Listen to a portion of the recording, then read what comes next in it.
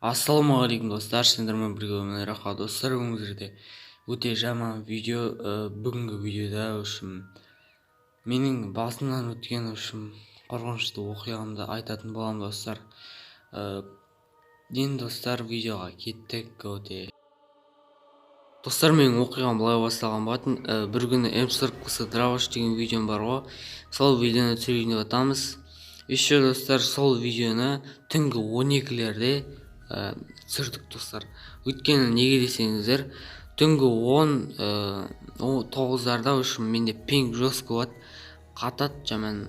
Сондықтан достар түсіре алмадым. Сондықтан түнгі 12-лерде болды. Сол кезде түсірейін жатқан кезде комнатаны бастады. Наблюдатель болып жатам ғой мен. Бір адамның дауысы шығады достар. Бір дауыс шығады, жаман қорқып кетем. Алло деймін, бірақ ол бірдеңе айтады да, түсінбеймін оның сөзіне. Достар, солай отырам да, қорқып отырам, сол дауыс кетіп қалады достар. Адамның сөйлеген бәрі кетіп қалады да, отырғанда достар бір дауыс шығады, мен жаман қорқып кетем достар. Мысалы достар, мынандай дауыс.